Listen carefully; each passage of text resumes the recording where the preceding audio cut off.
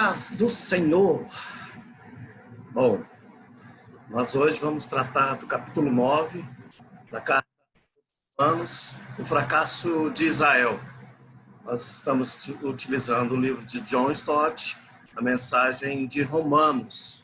E o capítulo 9 é um capítulo muito interessante, em que os nossos irmãos calvinistas costumam utilizá-lo muito para tratar sobre a eleição, sobre a graça irresistível. E nós vamos estar tratando deste capítulo segundo os comentários, segundo aquilo que tem no livro de John Stott. Só lembrando vocês que John Stott, ele segue a linha calvinista. Então tem muita coisa aqui no capítulo 9, muita coisa que a gente está trazendo aqui, segundo o pensamento dele, e a gente vai colocar as nossas considerações. Então vamos lá, vamos começar o capítulo 9 aí, da carta aos Romanos. Bom, aqui ele começa dizendo que o fracasso de Israel e o propósito da eleição de Deus. O capítulo 9, Paulo, ele inicia confessando que a incredulidade dos judeus, além de causar grande tristeza e constante angústia, isso a gente verifica nos versículos de 1 a 3, deixam num estado de perplexidade total. Mesmo porque o judeu foi a raça que Deus escolheu, foi a raça que Deus tinha algo muito especial, foi a raça em que fez uma aliança com ela. Então isso aqui para Paulo não compreende muito bem, porque os judeus, eles partiram para outro caminho. Bom, a perplexidade do apóstolo Paulo aqui, ele simplesmente não consegue entender como que o povo de Israel, gozando de 8 privilégios peculiares já mencionados, foi capaz de rejeitar o seu próprio Messias. Isso nos versículos 4 a 5. Como é possível explicar tal apostasia da parte deles? Como é que a gente consegue explicar uma coisa dessa? Se eles eram o povo escolhido, povo privilegiado, gozavam de 8 privilégios, conforme nós já vimos nas aulas anteriores, como é possível explicar tal apostasia da parte deles? A pergunta e as respostas do apóstolo apresentam-se numa sequência. Primeiro, será que a palavra de Deus falhou? Isso a gente pode olhar lá no capítulo 6, versículo A. E a resposta é não. Deus, meus irmãos, ele cumpriu a sua promessa. Só que ela foi dada não ao Israel como um todo, não a todas as pessoas, mas sim ao verdadeiro Israel espiritual. Isso, capítulo 6, parte B. Aqueles que ele chamou segundo o seu próprio propósito, conforme a eleição. Versículos de 11 a 12. E a gente vai ver um pouquinho sobre a eleição aí mais para frente. Segundo motivo aqui, uma outra pergunta seria: porventura Deus, ele é injusto ao exercer com soberania as suas escolhas? A resposta é: de modo nenhum. A Moisés, Deus o ressaltou com a sua misericórdia, conforme o versículo 5. E a Faraó, seu poder de julgá-lo, versículo 17. Mas, meus irmãos, nenhum dos dois é um gesto por parte de Deus de injustiça. Nem ter misericórdia de quem não a merece, nem endurecer o coração de quem se mostra endurecido, conforme o versículo 18. Misericórdia e juízo são plenamente compatíveis com a justiça de Deus. Vou repetir para que você entenda bem isso, que misericórdia e juízo são plenamente compatíveis com a justiça de Deus. Bom, nós tocamos aí no ponto de eleição, e eu estou falando para vocês de de John Stott, que segue uma linha calvinista, e ele segue aqui um conceito de uma eleição incondicional, que é tratado pelo calvinismo. Já os arminianistas, e a Igreja de Deus, nós que somos da Igreja de Deus, nós seguimos o pensamento de Armínio aí, com relação à questão da eleição. Bom, no calvinismo, a eleição ela é incondicional. Então, o calvinismo sustenta que o pré-conhecimento de Deus está baseado no propósito ou no plano de Deus, de modo que a eleição não está baseada em alguma condição imaginária, inventada pelo homem, mas resulta da livre vontade do Criador, a parte de qualquer obra de fé do homem, espiritualmente morto. O homem está morto, ele não tem essa condição. Por isso a eleição ela se torna incondicional por parte de Deus ou por parte do próprio homem, que não tem poder para poder ir até Deus. Segundo ele está espiritualmente morto, não pode chegar até Deus, segundo o pensamento calvinista. Mas segundo o pensamento arminianista, a eleição ela é condicional. O arminianismo, ele diz que a eleição ela é condicional, ou seja, acredita-se que Deus elegeu aqueles a quem pré-conheceu, sabendo, meus irmãos, que aceitariam a salvação, de modo que o pré-conhecimento de Deus estava baseado na condição estabelecida pelo homem. Então, nós temos os dois conceitos aí, né, quando a gente trata do calvinismo e do arminianismo, quando a gente trata sobre a remonstrância, que é o ponto seguido pelo arminianismo, e tratamos também sobre os 5 pontos tratados pelo calvinismo. A gente vê um pouquinho sobre isso. Bom, o fracasso de Israel, proposta da eleição de Deus, né? Terceiro ponto. Então, por que Deus ainda nos culpa? Conforme o versículo 19. A resposta tríplice de Paulo a esta questão nos revela os equívocos que ela implica com relação a Deus. Bom, Deus, na qualidade de oleiro, tem o direito de modelar a massa como ele bem entender, como ele quiser. E nós, meus irmãos, não temos o mínimo direito de questioná-lo. Versículos 20 e 21. Na letra B, então, nós cabe a Deus revelar-se a si mesmo, ou revelar-se assim como ele é, tornando conhecido a sua ira e a sua glória. Versículos 22 e 23. E na letra C, Deus anunciou de antemão, através da Escritura, tanto a inclusão dos gentios como a exclusão de Israel, com exceção de um remanescente fiel. Versículos 24 a 29. E o quarto ponto, que está no versículo 30, que diremos então em conclusão a isso? A explicação relativa à composição da igreja, uma maioria composta de gentios e um remanescente de judeus, é que os gentios creram em Jesus, enquanto que a maioria de Israel tropeçou na pedra de tropeço que Deus havia estabelecido. Versículos 30 a 33. Então, assim, a aceitação dos gentios, ela é atribuída à soberania e à misericórdia de Deus, enquanto a rejeição de Israel, ela deve-se à sua própria rebeldia. Eles se rebelaram, eles não quiseram essa graça, essa misericórdia que Deus lhes estendeu. Por isso, eles ficaram de fora, conforme eu falei, com a exceção de um remanescente aí que se demonstrou fiel.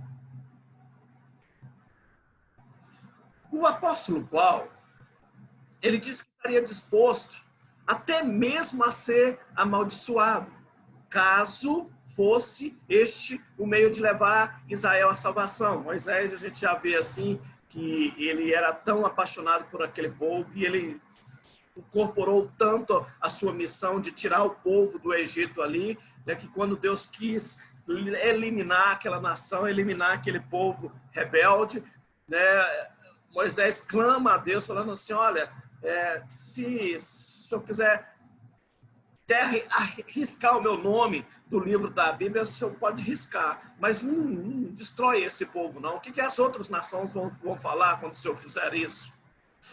Bom, então nós vemos aqui que o Paulo está pronto a morrer no lugar deles. Lutero, ele comenta que parece ser inacreditável que um homem se disponha a ser amaldiçoado a fim de que os malditos possam se salvar. Para Lutero, isso aqui é inconcebível, não dá para entender muito não sobre isso. A angústia do apóstolo em face da incredulidade de Israel, ela é ainda mais intensa quando ela considera os privilégios inigualáveis que Deus concedeu ao seu povo. E pensa, meus irmãos, em privilégios que Deus concedeu a este povo. O povo da herança, um povo que tinha um cuidado, a proteção, tinha, né, Deus estando com eles de dia, estando com eles de noite. Deus se faz presente, Deus pega o tabernáculo ali e uma grande nuvem cobre aquele ali, demonstrando que Deus estaria com ele. Deus, enquanto eles obedecessem a Deus, eles não teriam nenhuma derrota. Então era algo muito maravilhoso. Alguns já mencionados anteriormente, no capítulo 2, versículo 17 a seguir, e capítulo 3, versículo 1 a seguir. Agora, porém, ele apresenta uma lista completa. Ele diz, deles é a adoção, pois Deus disse, Israel é meu filho, meu primogênito e pai de Israel deles. Pai de Israel deles, preste atenção, deles é a glória divina, a saber, o visível esplendor de Deus. A esse povo Deus se revelaria, ou se revelou, que primeiro encheu o tabernáculo, depois o templo, e que veio a fazer morada permanente no Santo dos Santos. E pensa num lugar onde a presença de Deus se manifestava de uma forma fabulosa, a fim de que Javé pudesse ser descrito como o Senhor dos exércitos, que se assenta acima de todos os querubins. E ele continua, a eles pertencem também as alianças. A aliança que Deus faz com Abraão, a aliança que Deus faz com Davi. Então são alianças que Deus faz uma aliança com Noé, então são alianças que Deus tem feito ali com o seu povo, né?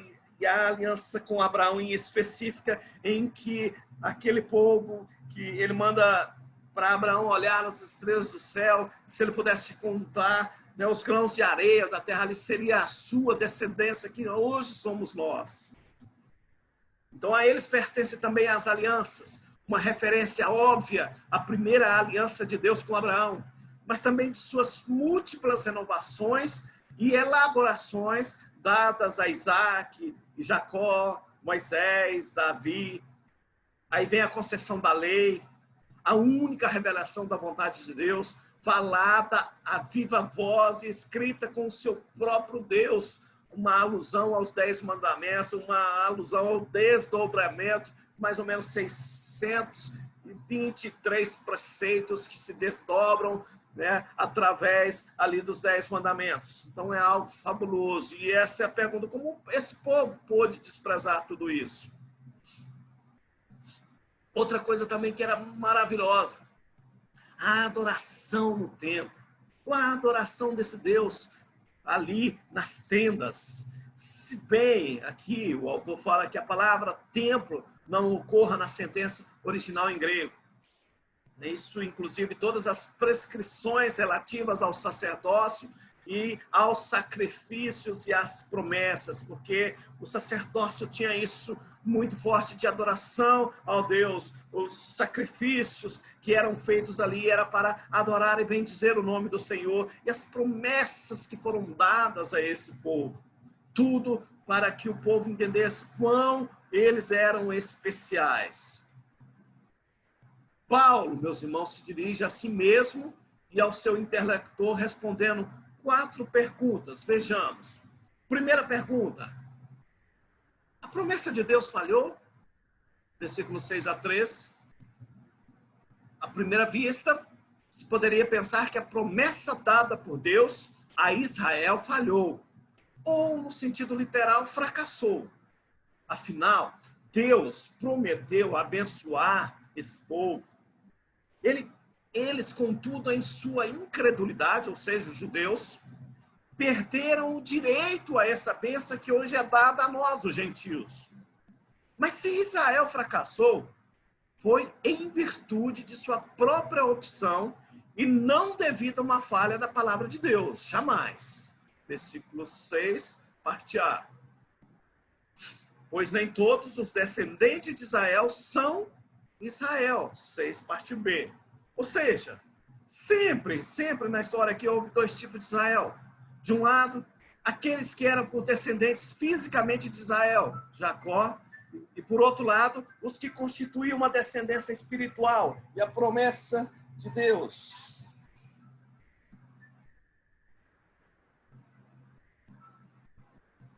Uma promessa de Deus. Então, sempre houve dois tipos de Israel. De um lado, aqueles que eram por descendentes fisicamente de Israel, Jacó. E por outro lado, os que constituíram descendência de Deus. Por outro lado, os que constituíram sua descendência espiritual. E a promessa de Deus destinava-se a eles, os últimos, os que a receberam. Paulo, meus irmãos, se dirige a si mesmo e ao seu interlocutor respondendo essas 4 perguntas. Vejamos. A segunda pergunta, já que nós falamos a primeira, seria Deus injusto? Versículos 14 a 18. Considerando-se que a promessa de Deus não falhou, mas se cumpriu em Abraão, Isaque e Jacó, e em sua linhagem espiritual, seria o propósito de Deus serem salvos e deixar os outros de lado? Parece uma tremenda injustiça. Será mesmo? E então o que diremos? Acaso Deus é injusto? Paulo replica imediatamente, de modo nenhum, versículo 14. Então vem a explicação.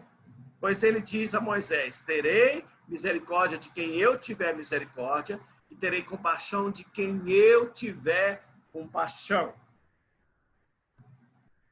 Leon Morris comenta com acerto: nem aqui, nem em nenhum outro lugar, se vê que Deus endurece alguém que já não tenha antes endurecido a si mesmo. Caso, né, de Faraó lá no Egito.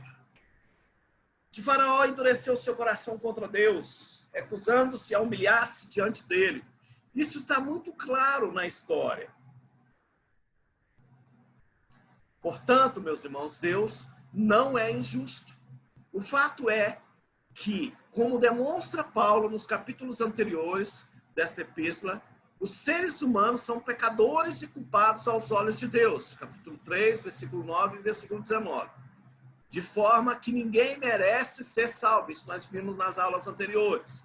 Se, pois, Deus endurece alguns, ele está sendo injusto. Afinal, é isso que o pecado merece.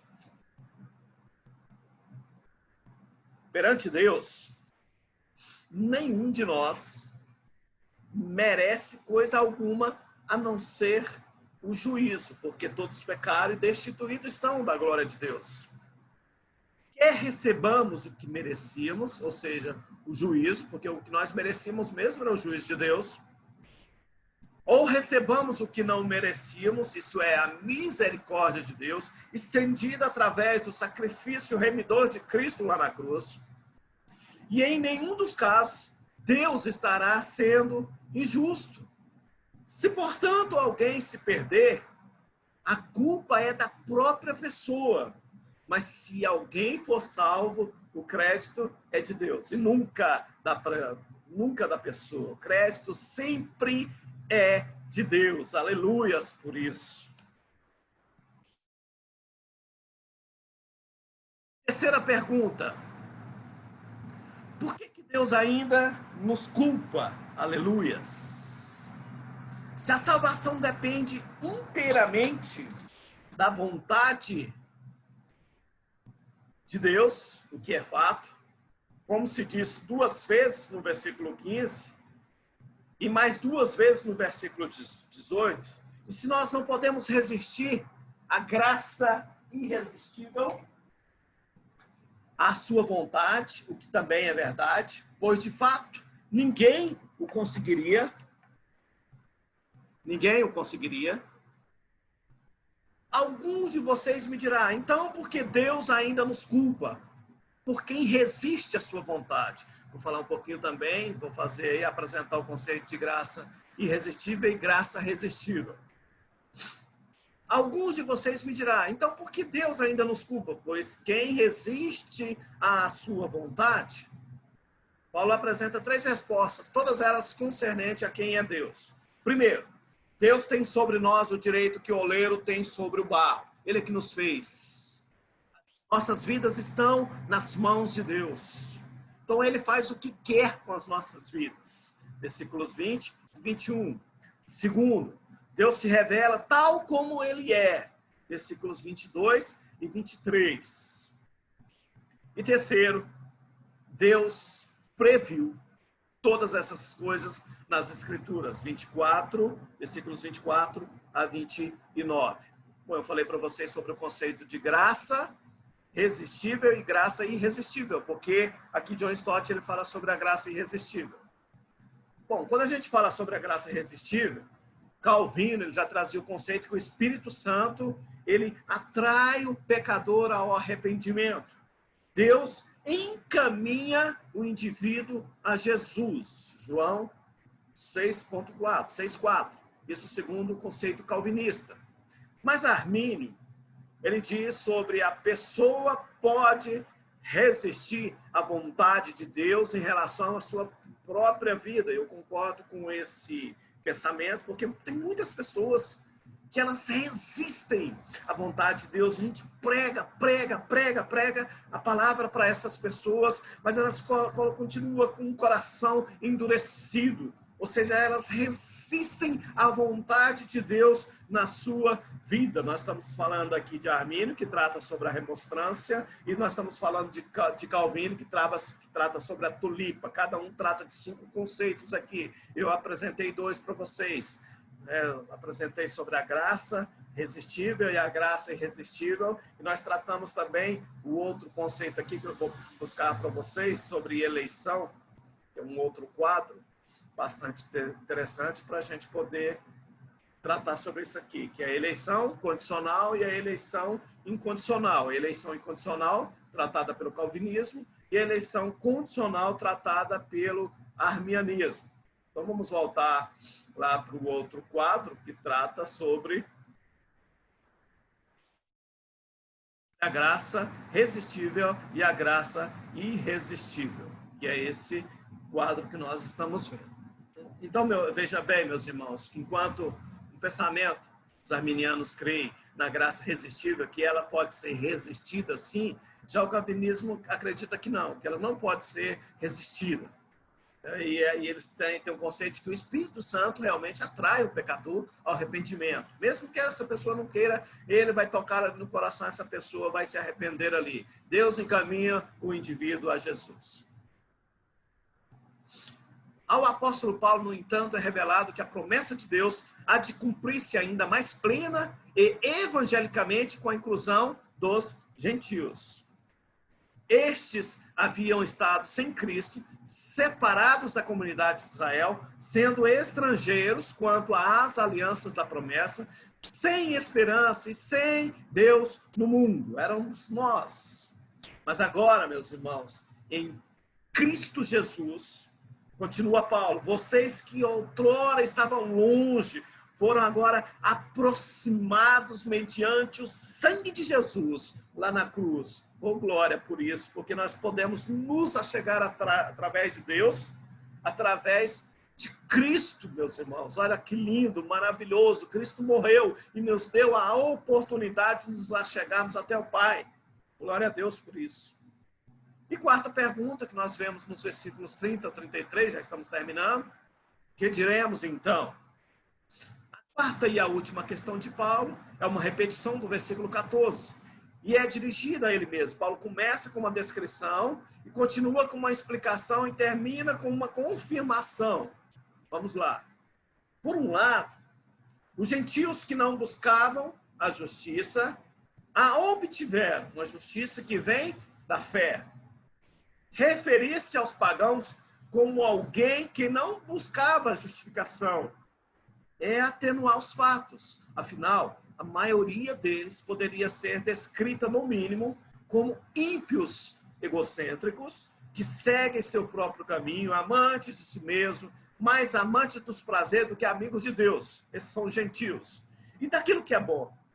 Mesmo assim, eles obtiveram aquilo que eles não estavam buscando.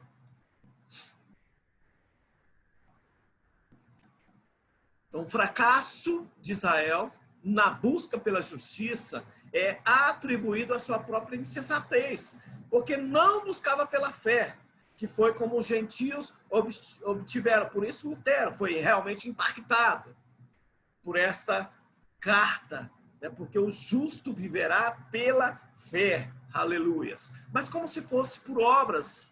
Isso, os judeus, como se o acúmulo de obras de justiça fosse o meio proporcionado por Deus para se atingir a salvação. Assim, meus irmãos, eles tropeçaram na pedra de tropeço, palavra aí grega proskoma, né, conforme o versículo 32. E por que as pessoas tropeçaram na cruz? Sabe por quê? Porque ela corrói os alicerces da nossa justiça própria. O fato de ter Cristo morrido por nossos pecados é a prova definitiva de que nós não podemos salvar a nós mesmos. E o próprio Deus estabeleceu uma rocha, uma pedra sólida.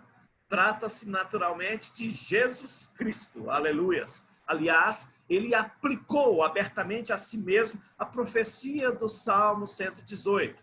A pedra que os construtores rejeitaram tornou-se a pedra angular. Israel, meus irmãos, não creu por causa do seu orgulho, porque procurou alcançar a sua justiça de maneira errada, por meio das obras e não pela fé. Por isso, acabou tropeçando na pedra de tropeço que é a cruz.